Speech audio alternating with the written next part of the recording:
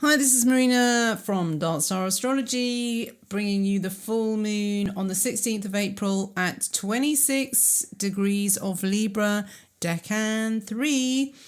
Oh, it's going to be square Pluto and opposite Eris, so it's a real Persephone one, this one. It's also the fixed star. It's going to be on the fixed star Arcturus, which is a major fixed star, one of the ones that gets talked about with star seeds, because it's Arcturus in Bootes the herdsman, but my picture's a herdswoman, and the tarot card is the Four of Swords, and the healing crystal is going to be lepidolite. So this full moon in Libra is extremely sensitive to the collective's emotions. That means those touched by this new moon can adjust themselves to suit their audience. The success of the fixed star here, though, around this degree, brings even more likelihood of one being able to tap into the zeitgeist. Now, this full moon also brings great business sense, and it's able to capitalize on this greatly. However, as far as dignity goes, the moon doesn't really have much power in Libra Decan 3 and even feels quite uncomfortable. So at some point while the moon is here, then there could be a danger of someone or some group falling out of favor or even being placed in exile. And that's going to be emphasized even more because of the fact that it is opposite Eris, who was an exiled goddess as well. So in my research, though, when I was looking at Moon in Decan 3 of Libra, I did actually find literal cases of exile, which was Wallis Simpson, the wife of Edward VII, and also cases of downfall after great status, which is Marie Antoinette. And really, the moon in Decan 3 of Libra is defined as peregrine. And when a planet is peregrine, it is essentially in exile. So the status of the outlaw or anti-hero fits this new moon very well. So this decan in particular shows strongly the archetype of Eris and Venus Lucifer as the morning star. So will Lady Lucinda shed some light on the confusion in the world right now? So yeah, there's a lot of contradictions here because obviously that sounds a bit of a difficult situation with the full moon just in Libra, but obviously we have to break it down. And the thing is, we have also, we've got to talk about the fixed star, Arcturus, because it gives riches, honours, high renown, self-determination and prosperity by navigation and voyages. The Ebertons say it has a Jupiter-Mars nature with a reputation of achieving justice through power. It therefore makes the native belligerent and quarrelsome. Okay, so it's not so, it's not so, it's lucky, but it just makes the person quite belligerent and quarrelsome, especially if attached to Mars and Jupiter by conjunction, which I don't think it is really. No, it's not, but it is going to be opposite Eris, as I said, and square Pluto, which I think does give it a bit of a quarrelsomeness, really, the square to Pluto. Maybe not quarrelsome in an obvious way, but, that seething, buried anger that Pluto's so good at. But a really go-ahead and enterprising spirit is the rule. Lasting success is promised if further good aspects are present. Well, do we have any good aspects? You see, it's hard because there's like everything aspecting this moon. If you have a look on the chart, you've got the square to Pluto, you've got the trine to Saturn, which is probably all right. Also a trine, well, it's a wide trine to Mars. Then it's part of a yod, so there's a quincunx to Jupiter, Neptune, which well, as I'm recording this, it hasn't happened yet, but there's going to be the amazing, supposedly, Jupiter-Neptune conjunction, big awakening happening. So that's going to be plugged into this moon as well. And on the other side, there is the North Node as well. So this moon is, I think it's a really, really important one. And yes, not only that, it is a boomerang yod as well because, of course, it's a full moon. So the spine of that yod is Eris and the sun. Well, Eris really, because that's at 24. So yeah, Eris is the boomerang of that yod.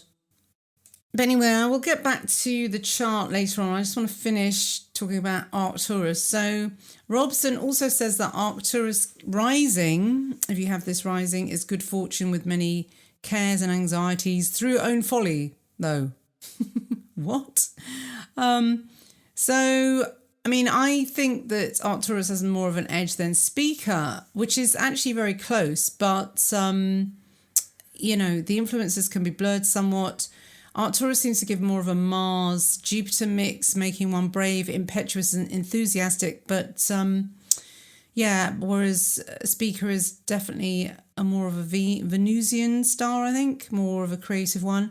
But anyway, Arcturus is the prime star of the herdsman, burns a golden red, and he's said to be Icarus, the father of Erigone, which is Virgo. So, yes, Eric Morse talks about Arcturus. He says that it's the role of a protector. Yes, but an unbiased protector of all. While we take what we may from Speaker, from this symbol of the heavens and earth together, we are protected. But abuse that bounty or take it from others or deny it to them, and the regent protector steps in upon us as upon any other predator. We are ourselves that same regent, of course, so that it is our own hands indeed that calls us sharply to order.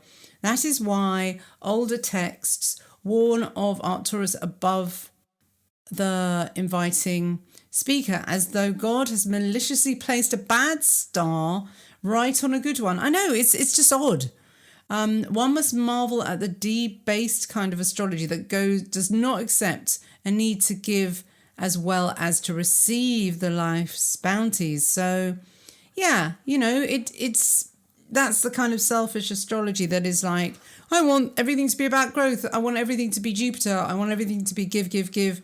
And, you know, no, I want to take, sorry, rather than give. Okay, yeah, I see it written in quite a arcane language, I guess. But it's just explaining how, I mean, this is why astrology is pretty fair, because you can see there are, not all the planets are about giving. They're not all about good luck.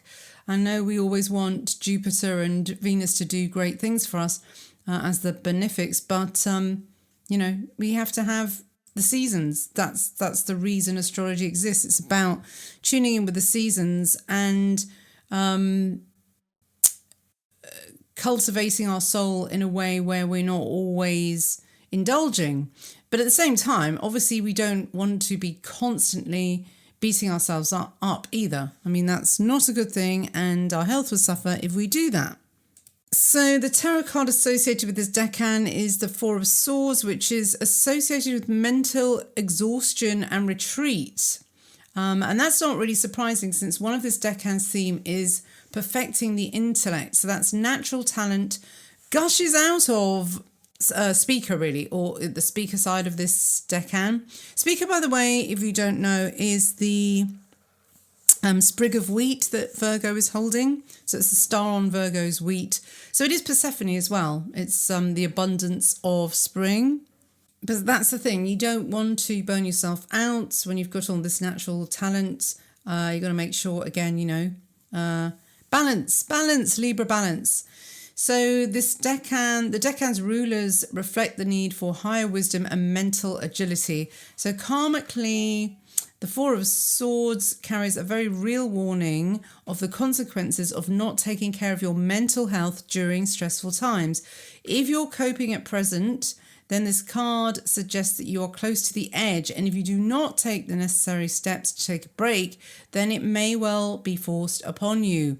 It warns for the potential of mental breakdowns, medical care, and even hospitalization. Wow. So yeah, generally, you know, the moon here, it's in a positive decan with the fixed star Speaker at the center of it, but these brilliant souls will need to take this lifetime learn in this lifetime that they must take care of their physical body as well as their brain. So that's like being overly brainy and not putting the brain over the physical. So top heavy. Because Speaker's very brilliant, but with this moon, because it's on Arcturus, I guess it is emphasizing the side of this decan where just because you're naturally talented, it doesn't mean that you can just keep pushing and not suffer from burnout, because you will. Everyone does.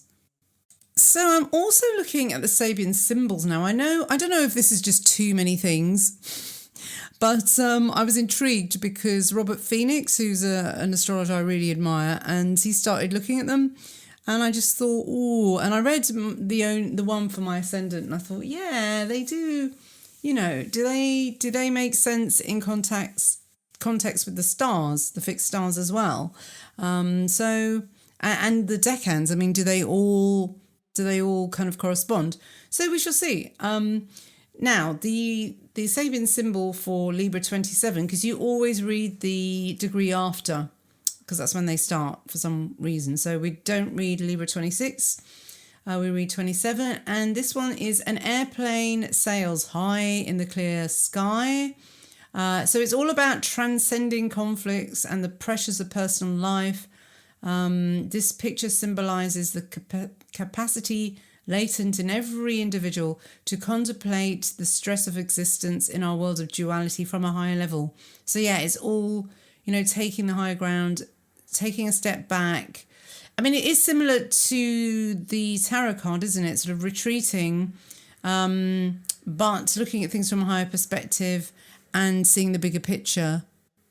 So I've also got Linda. I've had this book for ages and I've dipped into it and got into it. And then, me, I have my fads and then I don't follow through as usual. Gemini rising here. But Ancient Wisdom. I have Ancient Wisdom on my Sabian symbol on my ascendant. So maybe I need to tap into this Ancient Wisdom. I mean, I don't know how long they've been going, these symbols. Anyway, I like her book because I just like the way she lays it out and goes into each one very in depth as well.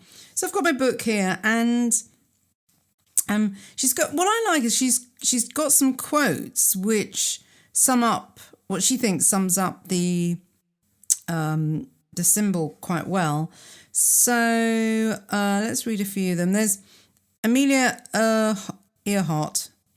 She says, "Flying may not be all plain sailing, but the fun of it is worth the price." Yeah, again, it's not plain sailing, but that's the sort of fun of Speaker, but it's got an edge as well, I guess. Korean proverb, "Words have no wings, but they can fly many thousands of miles." Yes, interesting. And this is an interesting one. "The airplane stays up because it doesn't have the time to fall." That's Orville Wright. So now Linda says that being in an airplane can bring a sense of being above everything, an observer, and somewhat detached. Yeah, I mean, that is very much what Libra air sign is all about. We all need moments of clear, focused detachment and an enjoyment of life's pleasures as well.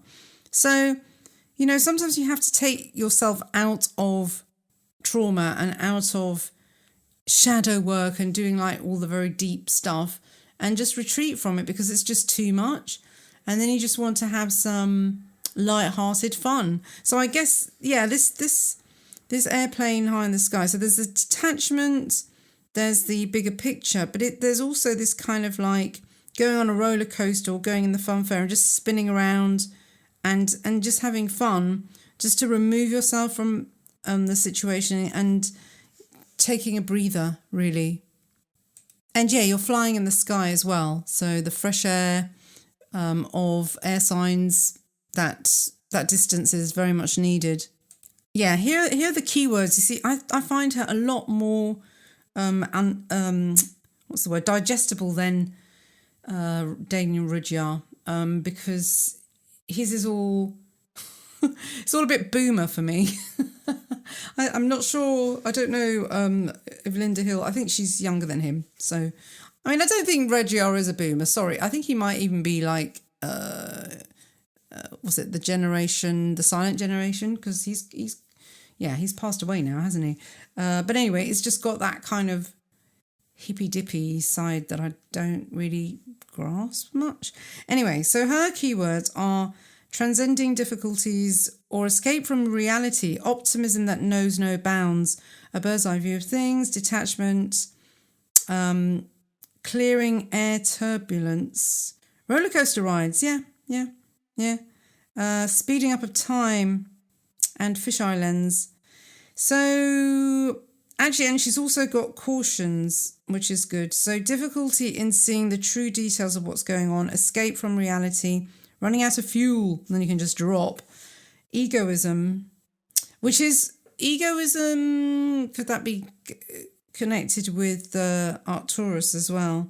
And being too disconnected from everyday world. So, you know, everything can become a bit extreme. Any good thing can be extreme. So, yeah.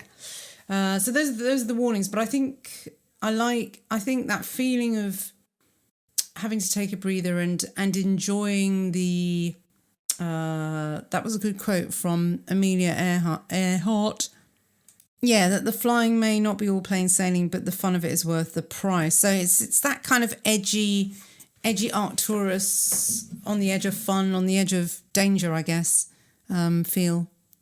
So yeah, here are the aspects then. And with the Yod, and with the moon being so many aspects to the moon, it's very, very complex. And maybe that's the thing. It's like too much to think about. There's too many aspects to it.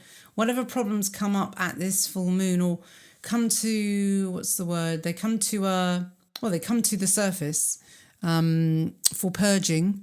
I think a lot of stuff is going to come up all at once and it's going to be too much to deal with. So we're just going to have to sort of take it piece by piece. That's the best way to do it here. So yeah, Moon square Pluto, that's skilled invader. Moon trine Saturn is respectively classic. Moon trine Mars is passion fruit. Moon quincunx Jupiter is peak fertility. Moon quincunx Neptune is unfathomable. So I guess you have to put peak fertility and unfathomable together because they're happening at the same time. And then, of course, there's the Jupiter conjunct Neptune going on at the same time, which is spiritual teachers. So, I mean, how do you sum up all those? Again, a bit at a time, I think, a bit at a time. Maybe the skilled invader is almost like psychic surgery going in there. And then, yeah, with a scalpel and just being very careful and take one thing at a time. I like undoing like a knot, I guess. You know, when you get a knotted up chain or something that you wear around your neck and you have to start doing bits at a time, because if you start just pulling it and being really impatient with it, it just gets into tighter knots. So if you have anything at 26 Libra, my God, you've got so many transits happening at once. So you're really going to be feeling it. And this moon is just going to emphasize it even more. I guess we should really discuss the megaphone aspect pattern, because that's the main thing that's coming out of this moon as well. And especially because the focus of it is the Jupiter Neptune. So if you have especially if it's a personal planet, especially if it's the luminaries or the ascendant or the midheaven, you need to speak through this megaphone. And speak about spiritual matters, because that's the big thing, and everything focuses in on those two. So you may be called upon to become a spiritual advisor in some way. But also it brings in Eris, you know, the Eris topics, which I'm really getting into now, the whole sort of Lilith thing. And also Saturn, because Saturn's on the other end of this eye, at 23 Aquarius. Hey, why don't we look at, I just had a thought, why don't we look at the Sabian symbol for 24 of Pisces? Because I think that is important since this moon is sort of blaring out to this megaphone. And also the fixed star while we're here. Because, I mean, I have talked about, I don't know if I talked about the fixed star actually, because the conjunction took place at 23 degrees of Pisces. No, I didn't mention it in the article, but there is a star there, and it's Markab. It's in Pegasus. So you know the whole thing about when is the age of Aquarius going to start? Well, at the moment we're kind of in the age of Pegasus. Which flying horses, fantasy. But anyway, Jupiter on Markab is trouble and loss through legal matters, danger of judicial sentence of banishment and exile. So, in danger of being banished, basically, and exiled. That's Robson. But Bernadette Brady says, the teacher, philosopher in sports or in a spiritual discipline, one small actions become the basis for much larger projects. The wise person, the need for consistency in the law. So law is a big thing with this one. Also, it's kind of interesting, the teacher, philosopher in sports or in a spiritual discipline.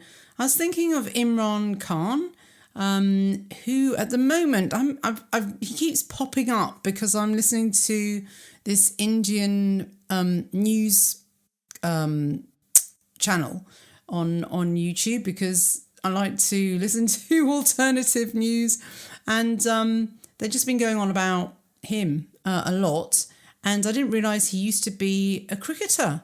So, and now he's he's not, I don't know if he's a guru really, but he is the president of Pakistan.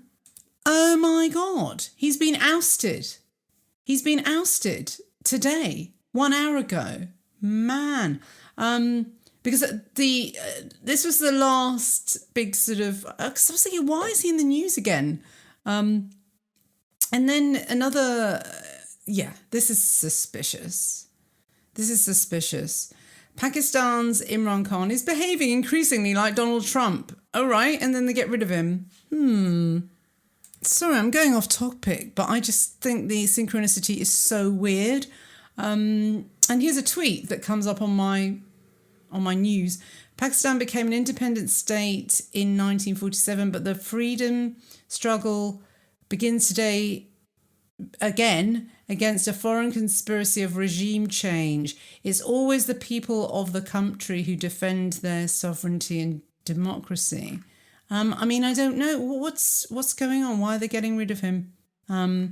Was he too nationalist then? God. Wasn't he playing freaking cricket with the globalists? Oh, well, there's our banishment then, I guess. I'll have to look at his chart another day. That would be interesting. Anyway, this is the moon. Let's not get pulled to a sidetrack here. But it's really weird because, this decan that the moon really is focused on, or it's being used as a funnel or like a megaphone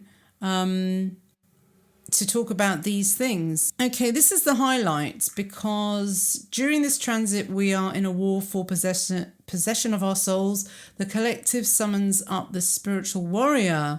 At the end of the zodiac line, it's about utter annihilation or rebirth, heaven or hell. So the day of judgment is upon us. Yeah, so this is Jupiter in Decan 3. Ooh. So, okay. So there we are then. Getting back to it being a kind of Eris full moon, aspect square Pluto opposite Eris. So Eris conjunct the sun. Someone being exiled, scapegoated, and spiritual teachers are needed for sure. The focus is on this 23 degrees of Jupiter. And also another thing, of Pisces, and another thing as well that was brought up again by Robert Phoenix, but two separate people mentioned 1850. One of them was Robert Phoenix, the astrologer, and the other one, as I'm listening to Barbara Marciniak for some Pleiades. I mean, sometimes I get a bit annoyed with it, but I still think it's got some valuable bits and pieces. I'm not sure I believe. I don't really like to think of this kind of whole, the Anunnaki are in control, because I just don't believe that. And I think that the problem with channeling is there is all this sort of off-planet, too much focus on aliens, and I just don't think that. I don't even know if I believe there are outside alien interference. I don't know. I don't know if I believe that. I just think all of these things are kind of like a meme. But then if there is an outside alien influence, then what about the planets? You know, are they the archons? Are they...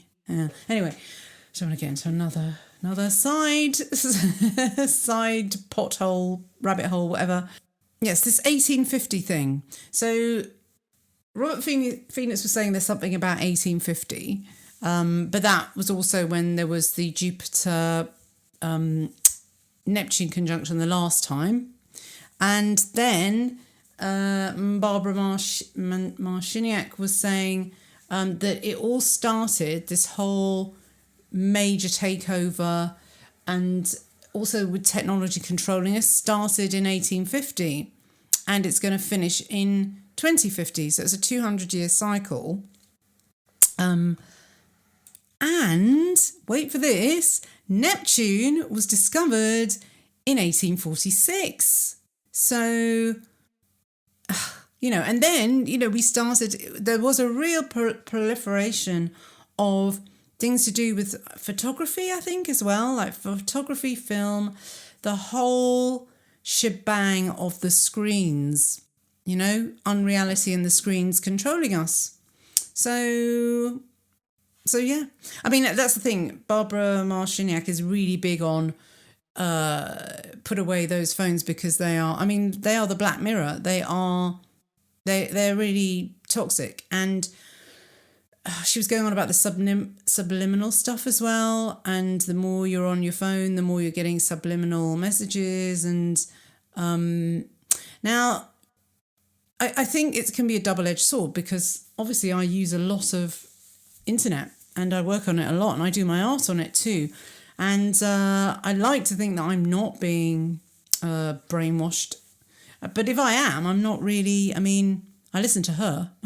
So am I being brainwashed with her as well? But yeah, I think you just have to be, I think there is a way to use it and be immune. And I just make sure, and the way to overcome it, I think, is to walk in nature. I do a lot of that now. Get your circadian rhythms sorted. Balance. Let's get back to Libra. Let's get back to the full moon. It's all about balance and getting the circadian rhythms. That's Libra, because Libra is the beginning of the fall. Libra is the beginning of autumn time, but it's also the autumn equinox. And here we are in Aries still. So we're at that sort of another tipping point. We're on a it brings up these themes of balance, and we're starting to get the light is coming back as well, so we're getting equal days and nights. So what I've started to do is and this came to me from a different angle. It wasn't from anything spiritual. It was watching Dr. Eric Berg on YouTube, and he was going on about circadian rhythms and talking about like getting up in the morning and anchoring your circadian rhythm so you get sunlight in your eye, and it has to be outside. It has to be direct. It can't be filtered through a window. Because then you get the infrared, and if you get at least half an hour, then it anchors you there, so that when you go to sleep, so your body starts making melatonin all day. And melatonin gives you a really strong immune system.